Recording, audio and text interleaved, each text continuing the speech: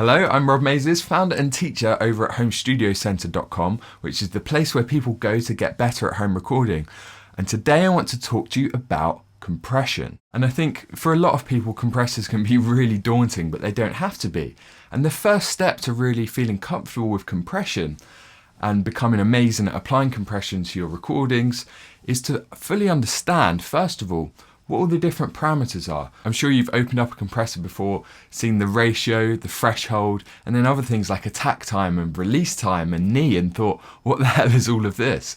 Well, as soon as you understand these key 5 parameters, you'll have a much better understanding of compression in general, and then you'll be able to use compression with a lot more confidence and a lot more effectively. So over the next few minutes, I'm going to explain really simply and clearly what those parameters are. After that, I'm going to tell you how you should approach compression and 2 key ways or techniques of using compression rather than just blindly changing the settings. There are 2 different approaches that I'm going to teach you. And then after that, I'm going to give you 10 top tips. By the end of this video, you'll be able to use compression with purpose to improve your mixes and make your instruments and vocals sound even better.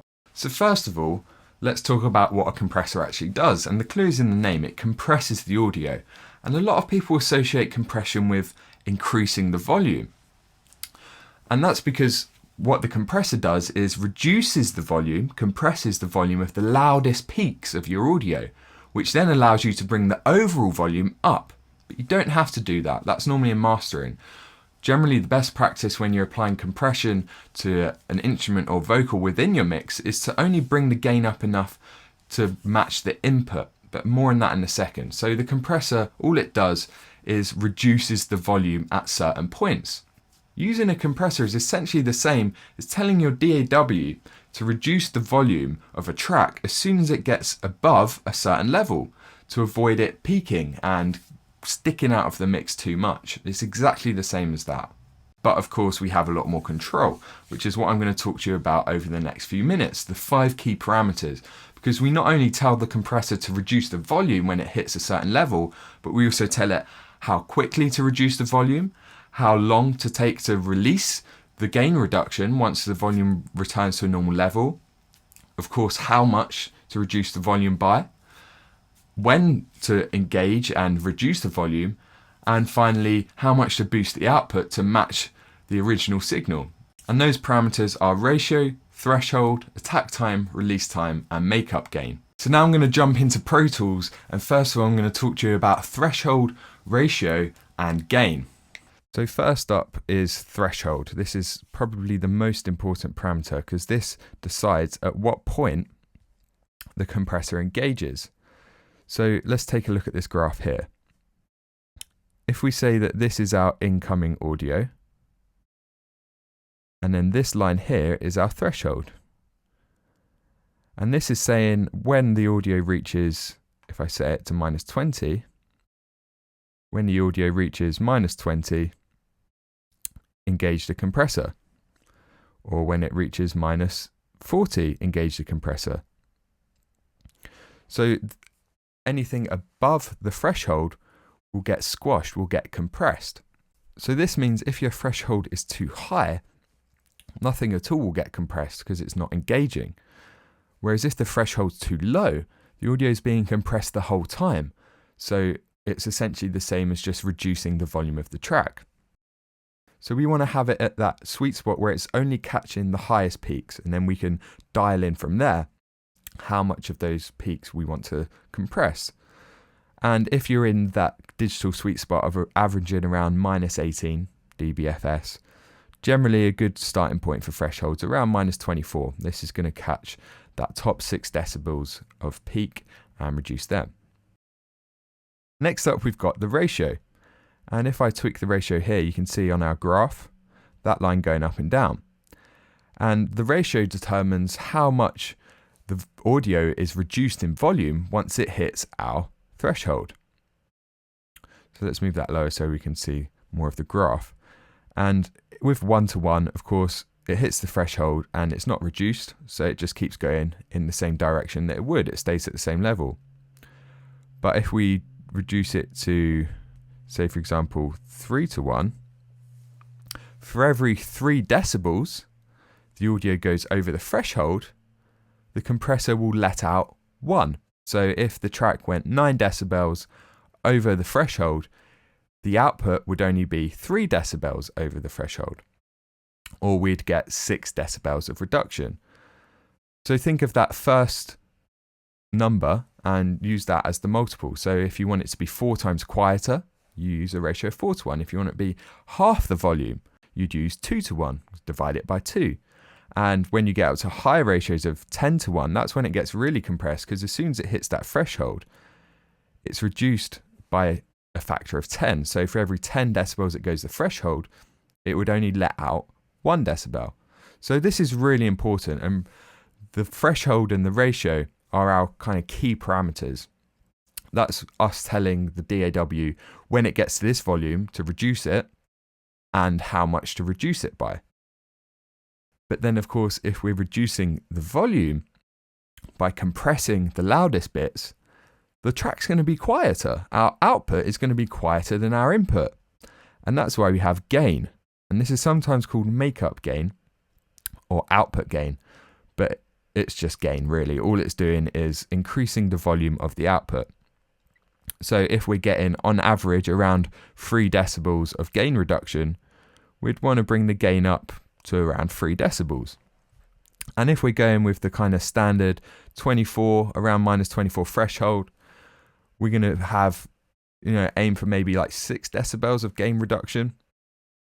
And because of that, we'd add our gain by 5. So a really good starting point for output gain is around 5 decibels. That's going to get you in the right ballpark figure.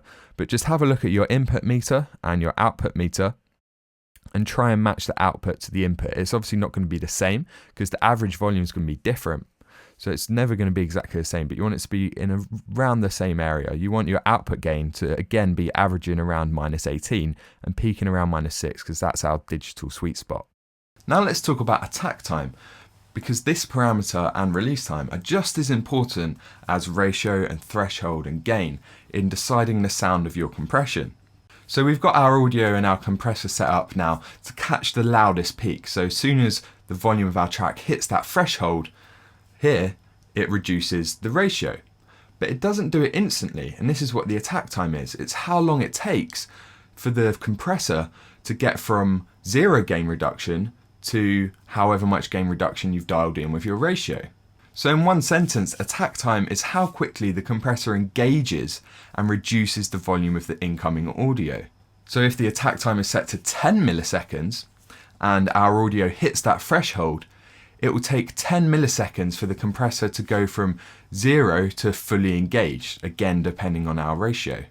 And as I'm sure you can imagine, this makes a huge difference. And the main reason we use attack time is to decide how much of the transient, the attack of the note, slips through the compressor before it kicks in. Now, when we're talking about milliseconds, we're obviously talking on a very, very small level, kind of micro level. So 1 or 2 milliseconds sounds like very, very little, but when you take a guitar and you've got your plectrum in one hand and the string in the other, and you attack the guitar, the sound of the plectrum hitting the note and that note beginning is going to be our transient. Now, of course, that's instant. So if our compressor was set to look ahead and it was 0 milliseconds, it could predict that and reduce the volume. But what we actually do is we set it to 10 milliseconds or thereabout, so that when the attack of the string happens, that slips through the compressor before it reduces the sustain, the rest of the note. So the attack time that we choose, you can think of it as how much of the attack and the transient that we're letting slip through the compressor.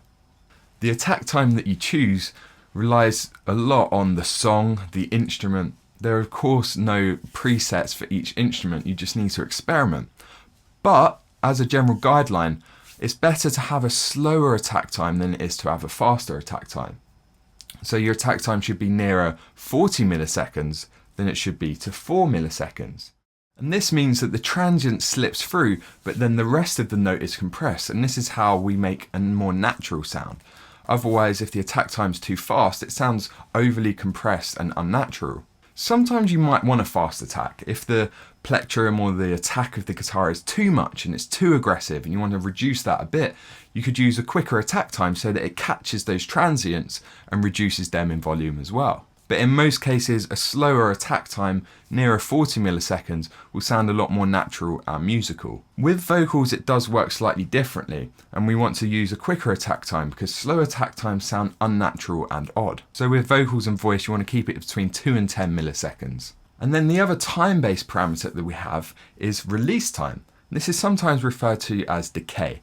And this is essentially the opposite of attack time. It's how long the compressor takes to disengage. Now, release time is just as important as attack time, yet it's so often overlooked. And if the release time is too quick, the compression will sound really unnatural and unmusical. But if the release time is too slow, the compressor's always engaged because it takes so long to release. And this again sounds overly compressed, and it just means that the compressor's always engaged. You have no dynamic variation. The best way to adjust your release time is to tweak it and change the setting until it sounds natural and breathes with the rhythm and the tempo of the song. Now you can use the meters as well to watch that it goes back to zero between bars and between snare hits, for example. And as long as the compressor is breathing with the song and it's not staying compressed and it's not going back before the note's finished, that's when you know you've got it right. As with attack time, it's better to be slow than it is fast, and you want to be nearer 60 milliseconds than 6 milliseconds. Now that you know what attack and release time are, let's take a quick look at a graph that will give you a graphic representation of how they work. On the y-axis here we can see level, and this is probably in dB, so we can see the audio is starting at 0. And then across the x-axis we've got time.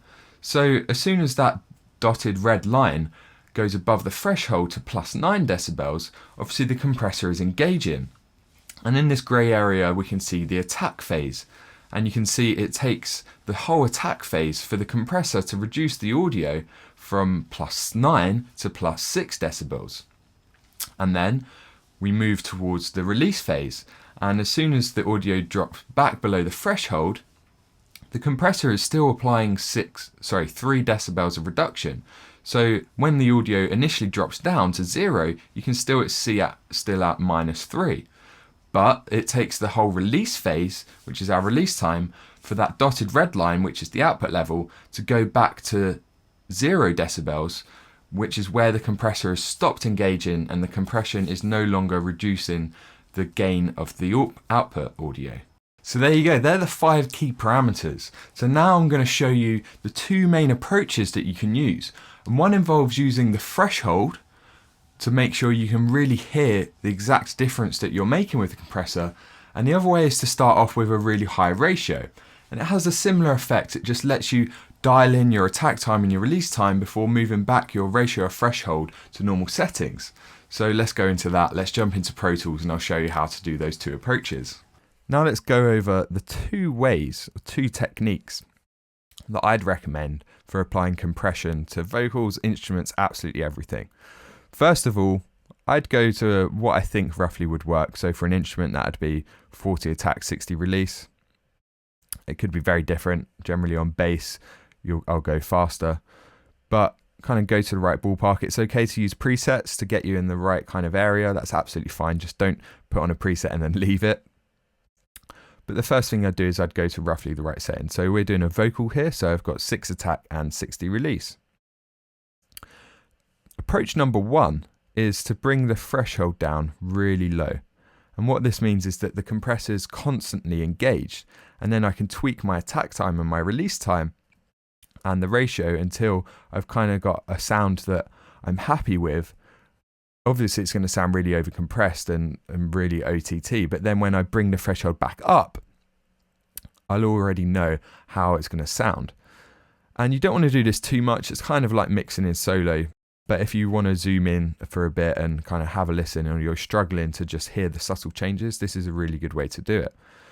So what I'm going to do now is on this vocal, I'm going to bring the threshold really low so you can hear how compressed it is, and I'm going to tweak my attack time and release time. And then I'm going to bring the threshold back up. So first of all, let's have a listen with that really low threshold.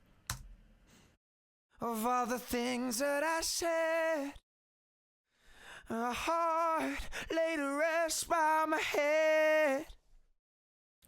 So you can hear really overcompressed, but this means that the compressor is fully engaged and it's working really hard, so we can hear our changes to attack time. So now I'm going to go through and just change the attack time and release time a bit so you can hear really clearly how that affects the sound of the compressor.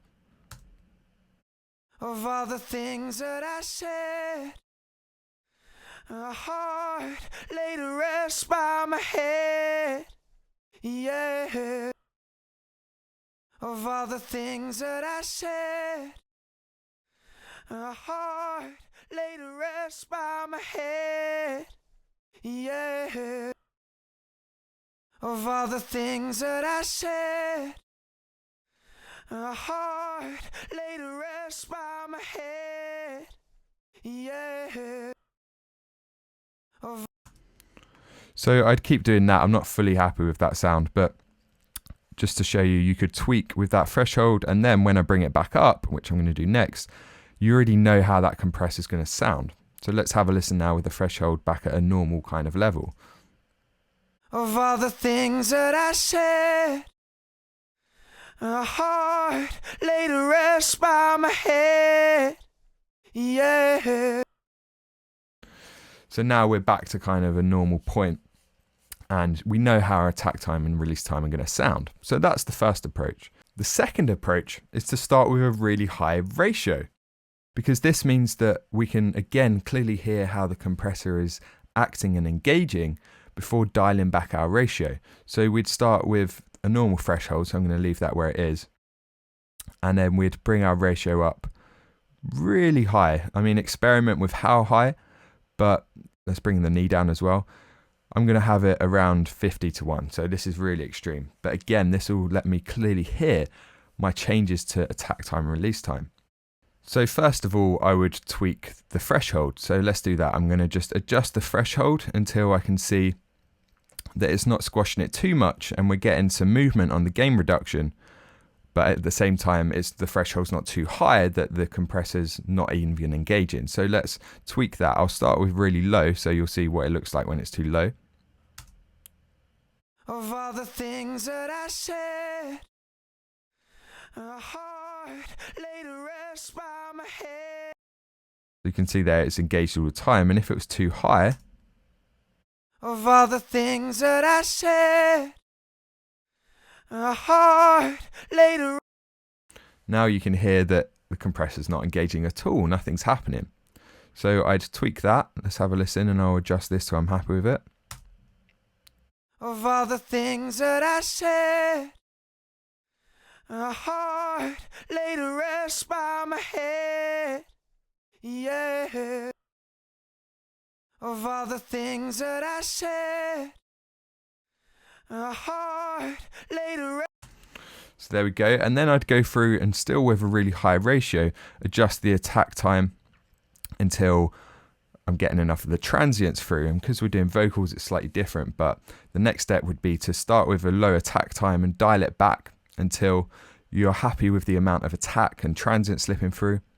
And then the final thing to do would be to adjust the release until it's breathing with the track and working with the rhythm and tempo of the song, as I said earlier. And once you've done both of those things, it's time to dial back your ratio until you have the right amount of compression and the right amount of gain reduction. So that's approach number 2, starting with a really high ratio and then bringing it back down.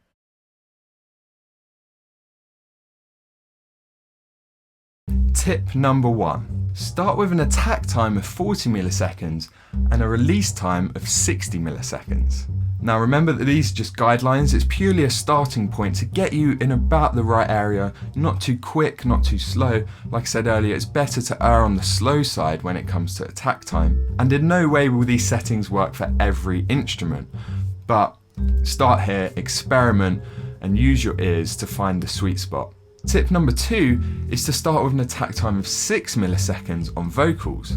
Now I just said that to start with an attack time of 40, but that's for instruments. Vocals are very different. With instruments we want the transient to get through and generally the notes are longer. With vocals and voice we have to use a much quicker attack time so that it doesn't make our speech and our lyrics and the formation of our words sound odd or unintelligible. You can still use a release time of 60 milliseconds though for vocals. If you're recording spoken word, I'd go a lot quicker, maybe around 12 milliseconds. But generally for vocals, sung vocals, a good starting point is 6 milliseconds on the attack and still 60 milliseconds on the release. Let me just quickly show you how different 40 milliseconds sounds to 6 milliseconds on a vocal.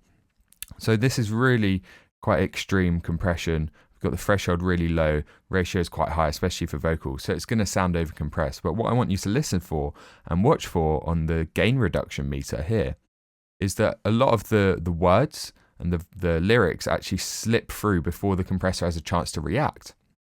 And it doesn't sound like the vocals are particularly compressed, and the only way it does sound that they're compressed is in an unnatural way. So let's have a listen. Of all the things that I said, a heart laid to rest by my head, yeah.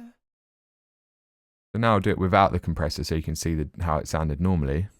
And then I'll flick it back on. Just watch for this little bypass button here. When it's orange, it's the original. And when it's like that, that's with the compressor on. Of all the things that I said, a heart. Of all the things that I said, a heart laid to rest by my head. So it's not really catching that, but you can see it is reducing the gain, but it's not working with the vocal. It's not working with the timing and dynamics of the vocal. Whereas as soon as I change this to 6, listen how it's obviously still really overcompressed because of the ratio and the threshold, but listen how the compressor reacts in time with the vocal. Of all the things that I said, a heart laid to rest by my head. So now you can hear it's actually reacting in time, it's catching the vocal, and then of course I'd bring my threshold right up and my ratio right down. Of all the things that I said, a heart laid to rest by my head. And again, it's nowhere near perfect. We've still got lots of tweaking to do on that. But you can hear there the big difference between 40 milliseconds and 6 milliseconds.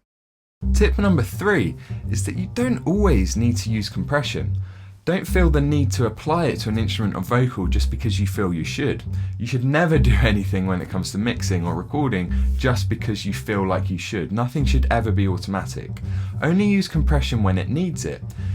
On vocals, it's much better to use volume automation if you have a vocal that varies in dynamics quite a lot. Go through and program in right in some volume automation to get those levels, and then just use subtle compression as the final kind of finish to your vocal. Tip number 4 is that lots of subtle changes soon add up. A few decibels of reduction here and there on different instruments will soon create a much bigger picture, and if you apply a small amount of compression to 10-15 different tracks, that's going to add up to a much bigger change. So try and apply compression in the same way that a writer would use a paintbrush. You don't use huge blocks of colour or compression, you use lots of little paint strokes of colour or compression to build up a bigger picture. And something else to try is to, if you want to achieve heavy compression without it sounding too heavy and you still want it to sound natural, is to actually use multiple compressors in series and using slightly different settings on each. That's going to sound a lot more musical and natural than using really heavy settings on one single compressor. Tip number 5 is to try compressing the bass guitar and the kick together. And this works in a lot of cases only if you think the song needs it. I'm going to show you in a second how it sounds. But this can really glue them together, add a lot more low-end consistence. And this trick doesn't always work, it completely depends on the song. But if you feel like the song could benefit from it, give it a go. So now let me give you a really quick demonstration of compressing the bass and kick together. Now this mix is nowhere near done. I didn't want to apply any EQ or anything else that might colour the sound. So this is literally just a tiny bit of levelling, and then I've just sent the kick and the bass to a bus, applied quite heavy compression to it, just so that you can clearly hear how it sounds. So I'm going to start off without any compression on the kick and bass, and this is just no compression at all on anything, just a bit of leveling. And then I'm going to engage this compressor here, which is quite extreme settings. Again, nowhere near perfect, but I've made it obvious so that you can hear the difference, and all you'll hear is the bass and the kick kind of glue together really well. Lose a bit of the bottom end on the kick and it would still need lots of tweaking, but have a listen.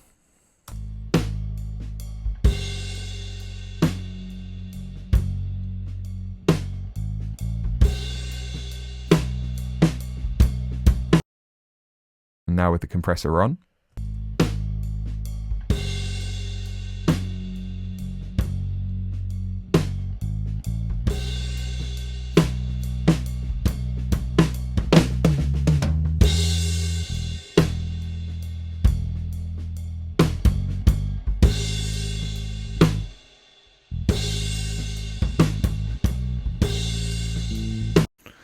Now, it doesn't really suit this song. I actually prefer it without it. But you can hear the difference that it makes. It brings the kick and the bass really tight in. Because it's compressing them together, it just kind of glues them, gives them the same dynamics. And this is a good little trick you can try if you think the song will need it. In this case, it absolutely doesn't. Now you know how it sounds. Tip number 6 is to try parallel compression on drums. I like to use it to achieve really subtle, natural compression. Other people like to use it to achieve a really heavy effect, but in either way it can be a really handy trick. This is also called the New York compression technique, which is what Bobby Alsinki coined it. But this is essentially just parallel compression, which is where you send all of your drums to a stereo bus, you apply really heavy compression to that bus, bring the volume right down and slowly bring the volume up so we can just about hear it, and this heavily compressed version of the drums is sitting just underneath the real sound of the drums.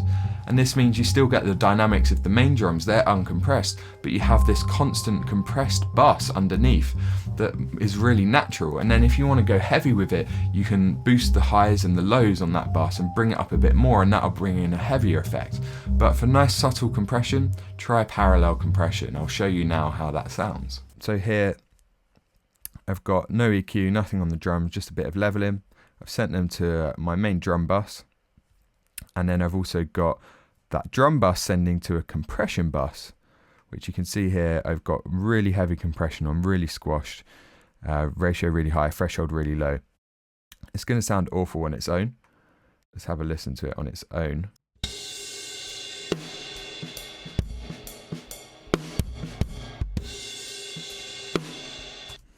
Yeah, of course it sounds awful, but let's bring it in underneath those clean drums. And what this does is it gives some compression to the drums to make them more dynamically consistent, a bit more power, stick out in the mix a bit more, without it sounding unmusical or unnatural, because we're not compressing the actual drum bus. All we're doing is adding this kind of secret layer of compression underneath. So I'm going to play this now, and I'm going to slowly bring up the compressed drum bus, and then you'll be able to hear how that sounds. So let's do that.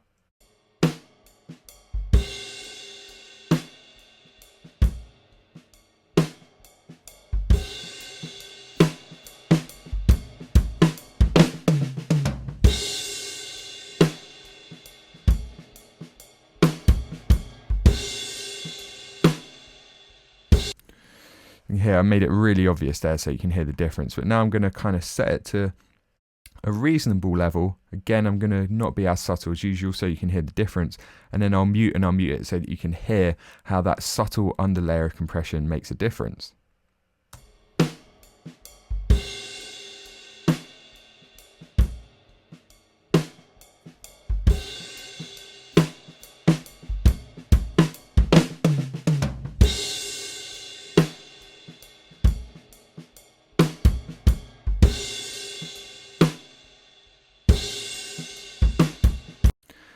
And then I mentioned that you can go extreme with it. So what I could do is, if I wanted to make it quite an extreme effect and just make the drums really punchy and exaggerated, I could go in, cut a lot of the mids, give it a high shelf, a low shelf. We don't want to boost anything too ridiculous, so let's give it a cut there as well. And then soloed, it would sound like this.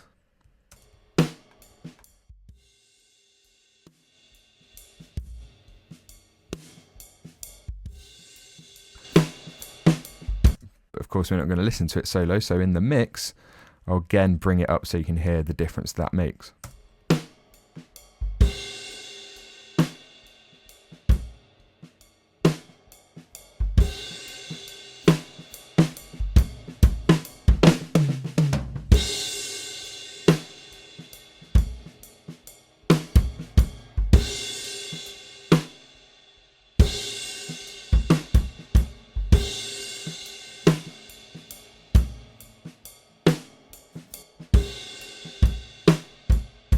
So you can hear it's really obvious, really OTT there, but just to show you how that you can be used to add a lot of punch to your drums. But like I said, I like to use it subtly as just an underlayer of compression. Tip number 7 is to try using subtractive EQ before compression and boosts afterwards. And this is just one approach of how to order your plugins. Lots of people have different opinions. Really, you should experiment, see what works best for the song, try swapping them around. Sometimes it can sound better if you boost before compression, especially if you want to have that effect where the compressor exaggerates those frequencies even more. But generally, a good guideline is to apply your EQ cuts before the compression, because these are the bits you don't want, so you get rid of them so that you've got the kind of sound that you want, and then the compressor will only exaggerate that. And then after the compressor, you add in your boosts for color and to make some slight tonal changes. And this is generally how I start. I'll go subtractive EQ, my low pass filter, any surgical EQ that I'm doing, then compression, and then some really subtle wide 3 dB boosts if I want to emphasize any nice parts of the instrument or vocal. So just something to try. Tip number 8 is to choose a compressor effect or plugin and stick with it. The stock plugin on any DAW is fine in most cases. In Reaper it's great, in Pro Tools it's great, in Logic it's great. I can't think of any DAWs where the stock compressor isn't sufficient. But if you have a particular reason to go for something else, that's fine. Just try and stick to the same compressor, because then you'll learn it really well. You'll learn what works. Even though they all have the same parameters, they're all going to work slightly differently and sound slightly different. So before you start using a different compressor every time, pick one, use it exclusively, and get to know it. It will have a huge impact, a huge positive impact on your mixes. Tip number 9 is to use the meters on your compressor, because these are a really good way to evaluate if you're using too much or too little compression. Of course, primarily you should use your ears, and you should never rely solely on sight on looking at waveforms or meters, but it can be really handy. And one way you can use the meter to see if you've got too much compression or if your release time is too slow is that the gain reduction meter should always kind of breathe with the music, and every few seconds or every few beats it should be going back to 0 or near enough.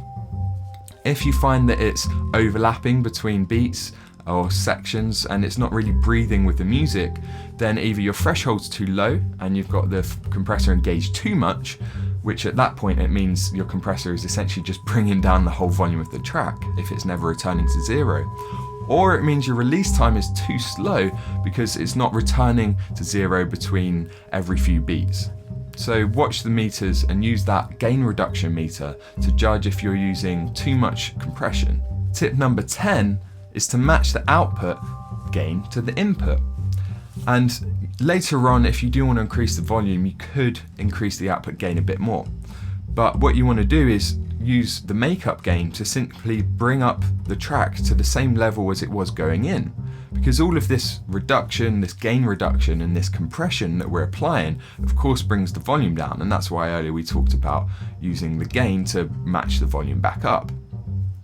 And a lot of people will boost the volume, but this lowers your headroom. You don't really need to. If you want to get more volume out of your track, you can do that in mastering. You want to keep as much headroom as you can. The sweet spot's around -18 dBFS for your average, peaking at around -6. So you want your incoming signal to be about that. Apply your compression, use the output gain and use the meters until it's about the same as it is going in. And then this means as well, when you bypass it, to hear the difference, to hear if your compression is actually improving the track, you won't get fooled, your ears won't get tricked into thinking it's better simply because it's louder. So match the output gain to the input. And I did mention this earlier, but I just wanted to reiterate that. And then one final bonus tip, which isn't necessarily a tip, but simply an elaboration on another parameter, is to use the knee setting if you want to increase the musicality of the compression or make it sound more natural. And what the knee does is, instead of on that graph earlier we saw, as soon as it hits the threshold here, the ratio comes off at an angle. But what a knee does is it makes it gradually taper off so that it doesn't instantly go from 1:1 0 gain reduction to 4:1. It will instead taper nicely, and as it goes just over the threshold it will go to 1.5:1, and then as it goes higher over the threshold it will go to 2:1, and then 3:1, and then 4:1. So it's kind of, that's why it's called a knee, because it looks like a knee. And this makes it sound a lot more natural, a lot more musical. It sounds really great on vocals, especially spoken word as well. So turn up the knee if you want to give it a more musical, natural sound.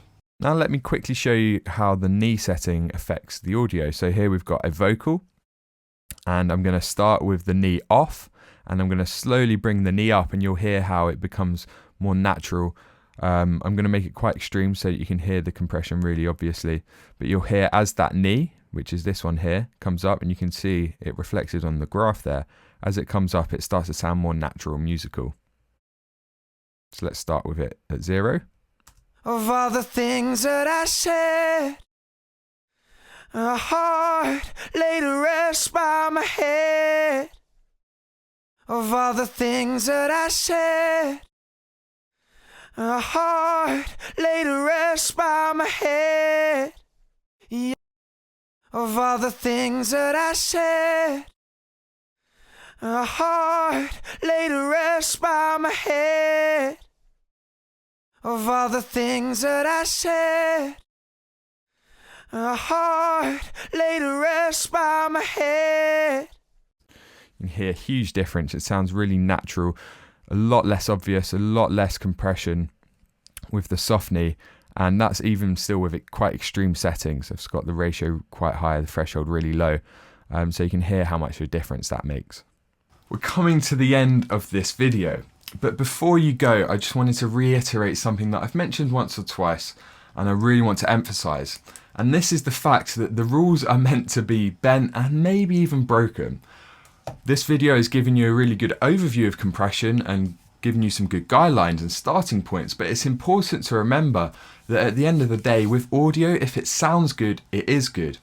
And what you should try to do is train your own ears, try and listen to small differences until you can really notice subtle changes. And then what you'll be able to do is trust your ears, experiment with longer and shorter release and attack times, experiment with much subtler compression. Now, before you go as well, if you head on over to my website, which is in the link below, I've got a really great cheat sheet that you can use, you can download for free, and you can use next time you apply compression. And if you ever want to go back over anything that I've talked about in this video, it's got a brief summary of each of the parameters and those 10 top tips summarized for you as well. So that's really handy. Head on over and that's for free. Other than that, please subscribe on YouTube for more tutorials such as this on all kinds of areas of home recording, mixing, mastering. There's going to be lots to come. And please leave a comment below. Tell me what you think of this video. Perhaps tell me what you've struggled most with compression. Is it attack time or release time? Or if you have any particular questions about anything that I've mentioned in this video, please leave a comment. I will do my best to reply to every single one. And also, if you've liked this video and you found it helpful, give it a quick thumbs up as well. Thanks for watching. I'm Rob Mazes. I teach a lot more over at Home Studio Centre, which is the place where people go to get better at home recording. So until next time, I will see you then.